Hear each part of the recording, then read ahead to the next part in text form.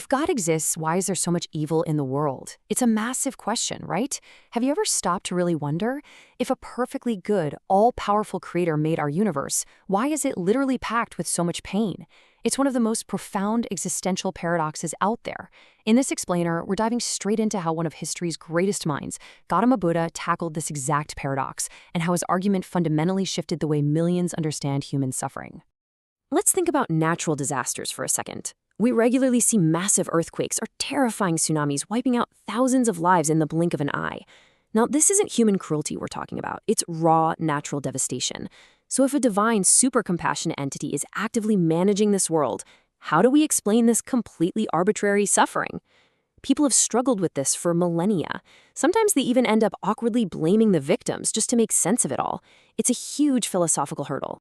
And it creates this massive logical contradiction that philosophers have been arguing over for centuries. Picture this. On one side, you have the concept of a creator who is entirely perfect and complete. By definition, right, a perfect being has no unfulfilled desires, no needs, no gaps to fill. But then, on the other side, look at our reality. We live in a world that is deeply flawed, totally imperfect, and just bursting with suffering. So the obvious question about the very purpose of creation pops up. Why on earth would a perfect being, who lacks absolutely nothing, choose to create a world filled with such glaring imperfections? Well, this dilemma actually has a formal name. In philosophy, it's known as the problem of evil, or in Indian traditions, Asubh ki Samasya. It's essentially our inability to reconcile immense worldly suffering with the existence of a benevolent, all-powerful creator. Later, Buddhist philosophers really leaned into this specific argument. Their point was pretty straightforward. If you can't logically explain why a perfect creator allows a flawed world, then maybe the entire premise of a transcendental creator needs to be completely re-examined. So how did Buddha himself respond to this? You'd probably think he spent his entire life debating the problem of evil, right? Actually, he didn't. When faced with these lofty metaphysical questions, like, is the universe finite or infinite, or are the soul and body the same thing, he identified a list of 14 specific questions. He called them Avyakata, the unanswerable questions. When people asked him these things, he often just smiled and stayed completely silent. To him, debating them was literally a waste of human energy. To really grasp why he stayed silent, our sources use this wonderfully relatable analogy. Imagine a tiny toddler babbling away, looking up at you and asking, who made the world? Are you going to sit them down and explain the Big Bang, quantum mechanics, and plate tectonics to a 2-year-old? Of course not. You'll just give them a simple, comforting story.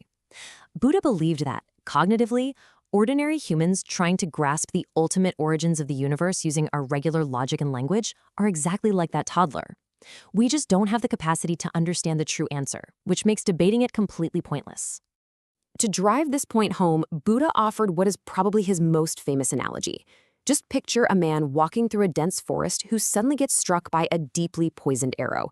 He's bleeding out, he's in agonizing pain, and his life is rapidly slipping away. This powerful, visceral image is meant to represent humanity's exact condition. We are suffering deeply in this world. Now, faced with this immediate life or death danger, does the wounded man demand to know the social class of the guy who shot him? Does he ask what kind of wood the arrow is carved from or the exact velocity it was fired at? No way. If he wastes time asking those questions, he's a goner. The absolute immediate priority is pulling that arrow out and treating the wound. Buddha's ultra-utilitarian philosophy says that humanity is that bleeding man. We have got to focus on curing our immediate suffering, not endlessly debating the origins of the universe or the nature of some unseen creator.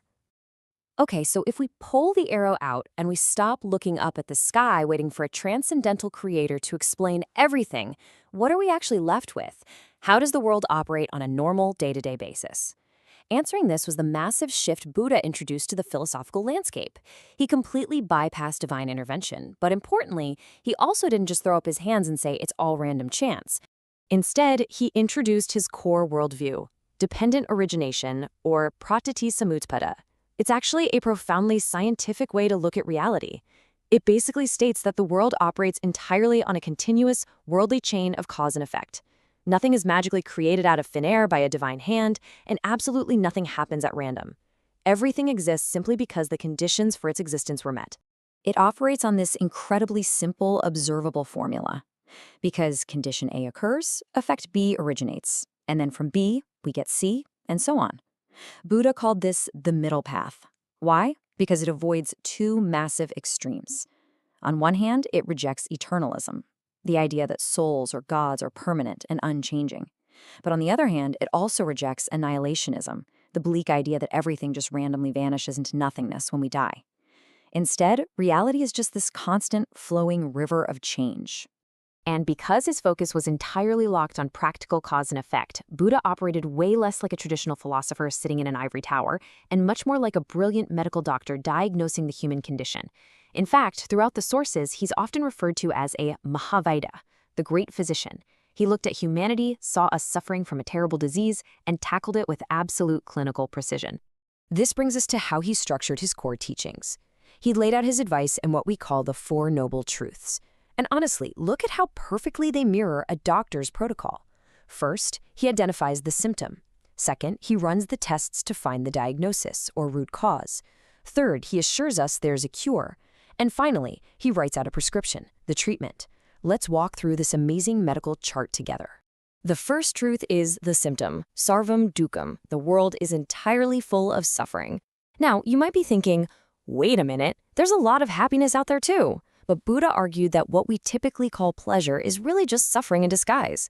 Think about it. You work incredibly hard, stressing over exams or networking, just to land a great job. When you get it, sure, you're happy for a bit, but then the anxiety kicks in about losing it, or you see someone with a better job and suddenly feel inadequate. So even our pleasures ultimately end or lead to craving, which is just another form of suffering. So let's look at the diagnosis. If we're suffering so much, why? Truth 2 tells us that suffering has a very specific cause. Using his theory of cause and effect, Buddha actually traced human misery back through a 12-link chain. And what he found was that the ultimate root cause isn't some kind of divine punishment. It's avidya, our own ignorance. We're ignorant because we constantly treat temporary things as if they're permanent. We cling to relationships, our bodies, our social status, all things that are guaranteed to change. And when they inevitably do change, we experience intense pain. But remember, he's the great physician. He doesn't just leave us without hope. Truth 3 is the cure, nirvana. Now, while some traditions later painted nirvana as this magical, cloudy, heavenly realm, the earliest Buddhist sources viewed it in a much more practical light.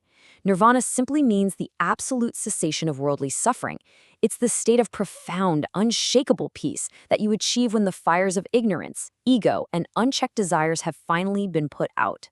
And finally, we get the treatment. How do we actually achieve nirvana? Truth 4 is the Eightfold Path, also known as Ashtanga Marga. This isn't just a list of prayers to chant to a deity. It's a highly practical, structured lifestyle prescription. It's all about cultivating right views, right speech, and right action. By living mindfully and speaking truthfully, without being driven by your ego or endless desires, you actually stop creating new karmic baggage. You're actively treating the disease of suffering every single day. Which leaves us with a deeply provocative question for you to chew on. Based on everything we've explored in this explainer, you have a real choice in how you direct your life's energy. Are you going to spend your limited time endlessly debating unanswerable questions, constantly searching the skies for a perfect creator to explain this deeply imperfect world? Or are you going to pull that poisoned arrow out, focus on your own actions, and actively seek the end of your own suffering? The great physician gave us his answer. Now it's completely up to you to decide yours.